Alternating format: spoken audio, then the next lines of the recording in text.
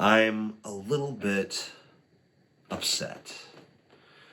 The reason I'm upset is because in the second week of February, I was sick. And I despise being sick. I know not really anybody likes being sick, but I think that my despisal of it goes a little further than most people's. And I was just recently sick again. You could probably hear it a little bit. The congestion in my nasal passageways. And when I was first starting to get sick, again, I engaged in some rather specious reasoning. I said to myself, I can't be getting sick again. I was just sick. It wouldn't be fair for me to get sick again. Wow. 40 years on this planet, fancying myself a cynic, fancying myself some sort of pessimist, some sort of edgelord. Haven't even learned the most fundamental, quintessential lesson of this world. Life is not fair.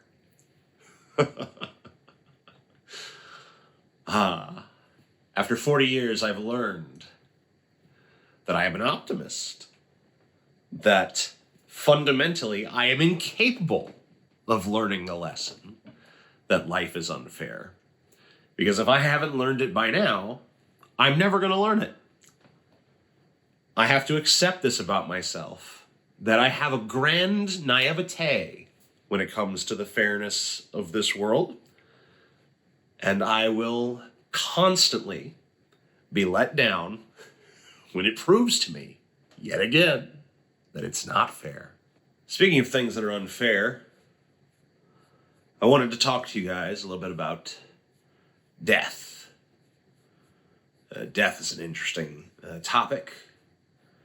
You know, they say that the two main movers of human beings, psychologically, are Thanatos and Eros, death and sex. And that seems true to me. I think death is probably the bigger one, because not everyone is susceptible to horniness. Most people are, but not everyone. But everyone is susceptible to death. Not everyone's scared of death, although I think most people are. Most people have some kind of feeling about it, one way or the other, right?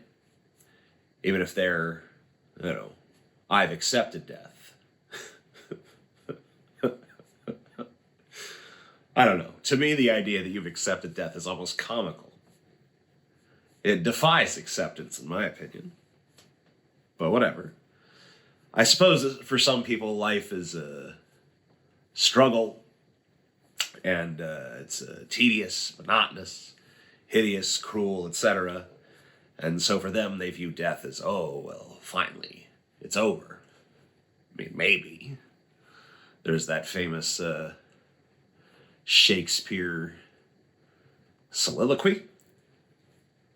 Hamlet, right? I don't know the whole thing, but I know the gist of it. In that sleep of death, what dreams may come. In other words, what if that shit's worse than this shit? That wouldn't be fair.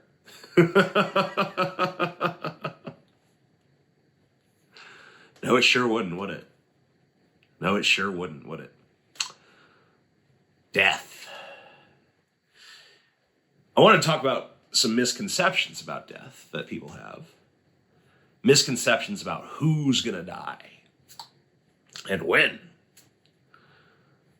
I'm a fat man. big fat guy, and I smoke, and I eat poorly. My dad died of heart disease, major heart attack when he was 60. And, you know,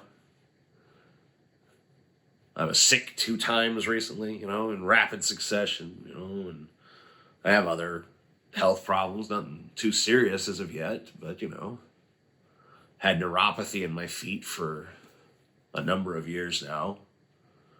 You know, it's nerve damage in the feet. I don't have high blood pressure, but I do have high triglycerides that could be masking high cholesterol. Probably is. You know, so there is a sense of mortality. You feel it a little bit more vividly as you get older. And it's a question of, you know, how much longer do I have? Will I die at the same age my father did? Do I have 20 more years on the planet? Will I die before that? Or will I live much longer? And, you know, trying to figure it out based on current factors. But I realize that's a mistake because you just see so many people that they seem healthy. Everything seems to be going all right. Then the first little thing that happens to them, dead, just gone. Even my dad, really, I mean, he had heart issues and they run in his family. My family, too. I love how I'm just making it his family now. They run in his family, not mine. But, you know, he was a very healthy dude. I mean, by all outward appearances. You know, he was a little fat, but not gigantic. Good energy level, sharp, mentally acute, vivacious, seemed to be full of life, seemed to have the zest for life, still seemed like he was very passionately engaged with the world around him. And then one day, boom, supermassive heart attack, dead. You know? And then you see these other people who are just, like, for instance, my wife Chelsea's grandma, you know, who lived to be in her 90s, like 90, 95 or thereabouts. You know, and she had diabetes for decades and multiple forms of cancer, and you know, she was obese, and she was not all there mentally towards the end. But like a lot of these conditions I'm describing right now were decades-long conditions. She was old and sick for most of her life.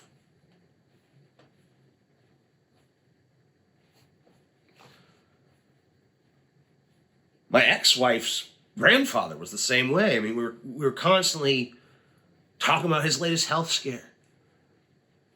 There was constantly this air of like, oh, he's going to the hospital again, and we better say our goodbyes, because this time I don't think he's going to make it. And then he'd make it again, and he'd make it again, and he'd make it again. And so I guess the main thing I'm rolling around in my head here is that you don't know when you're going to die. I don't know when I'm going to die. Could be tomorrow. Could be 10 years, 20 years, 30 years, 40 years, 50 years. I could be 90-something years old, and maybe the last half of my life is all just thinking I'm on death's door. Maybe I am. Maybe I'm one of those guys that just lingers on death's door for a really long time. Or maybe it'll come Sudden. Out of the blue. Knock, knock. Goodbye.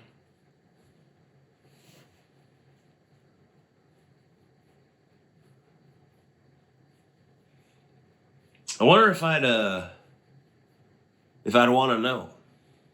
You know, would you want to know? Would you want the little clock that ticks down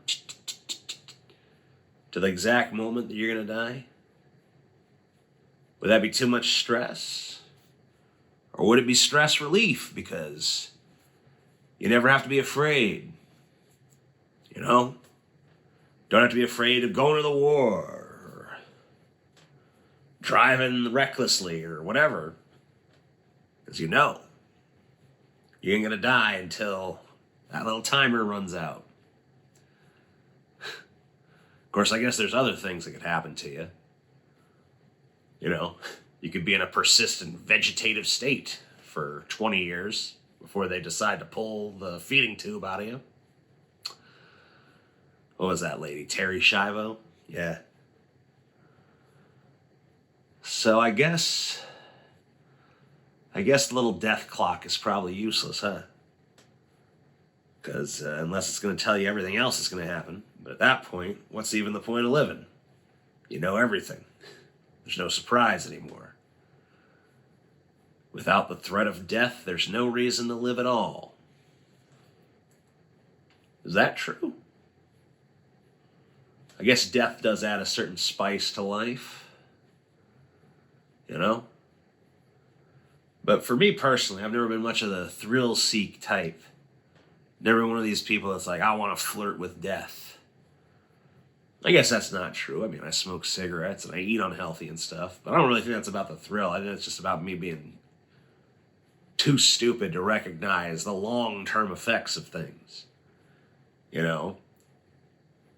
If popping a cigarette in my mouth and lighting the thing, you know, if there was a 1 in 1,000 chance that it's just gonna explode and kill me right on the spot, you know, I'm not gonna light it up.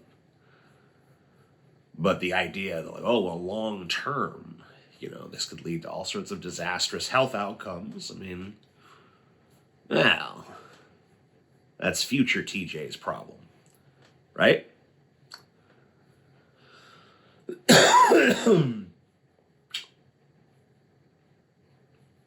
Risk assessment. But then there's people who like to do, you know, stuff that just immediately tempts death. It's weird, though, too, how we treat these things differently.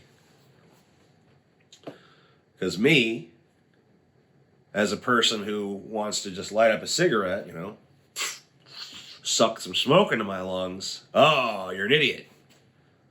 But the guy who wants to do, like, cartwheels on the cliff's edge, it's like, oh, he's embracing life. What? I mean, his shit could have just as bad an outcome as my shit. But because his death would come quick and mine would come slow, he's embracing life and I'm a fucking moron. I don't know. Man, I saw this gnarly bicycle crash on YouTube. I was scrolling through YouTube and I saw a video with a title like, "My Last Bike Ride Before I Was Paralyzed."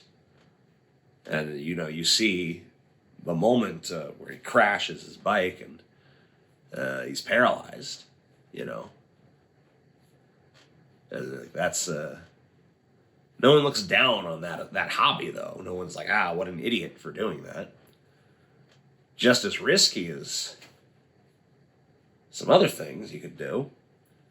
Smoke cigarettes, drink alcohol, eat excessively unhealthy foods, whatever. Those things, very looked down upon. Even though they're also very common. You know? We have an obesity epidemic in this country, but people still act like obese people or like have something wrong with them. Like fundamentally, there's something wrong with you as a person and your willpower. It's like, well, if it's a me problem, why is it a fucking epidemic? Like, do we just have a generation of weak-willed people? If so, where did that come from? I think we just don't want to admit that corporate America has hacked our biology. They figure out a way to keep us addicted. McDonald's has food scientists who are specifically tasked with creating menu items that perfectly adhere to what human beings naturally would seek if we were still hunter-gatherers, which evolution moves a lot slower than social progress at this point. So our brains are still essentially hunter-gatherer brains, and they still think, we need to find as much carbs and as much fat and as much salt as we possibly can, because that stuff is rare. But it ain't rare anymore. We've hacked the system. We figure out how to make those things pretty common. And now it's our fault for listening to that part of our brain.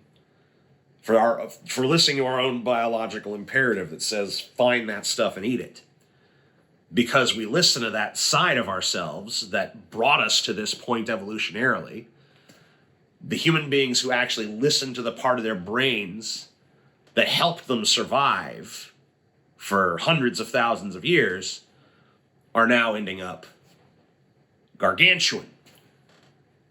And apparently that's bad. And, that could kill you. Yeah. It'll kill you dead. But no one's going to say that you're embracing life for doing it, even though that's literally what you're doing. You're literally following an instinct that has led to the survival of the species for hundreds of thousands of years. So you literally are embracing life. It's just gone haywire. But the guy who wants to do cartwheels on the cliff's edge, he's embracing life. No, he's embracing death. Really, he's just thumbing his nose at death and saying, like, you can't get me, you can't get me. Well, yes, he can. And yes, he will. Maybe not today. But, I don't know, you do enough cliff edge cartwheels, today is more likely than it would be for most. I don't know. I don't really know what I'm trying to say. I don't feel like all material should be constrained to be clear, concise, encapsulated. Why should everything have to be spelled out? Can't some things just be a question mark? I think they can. I like to believe they can. But if not, then fuck me, I guess.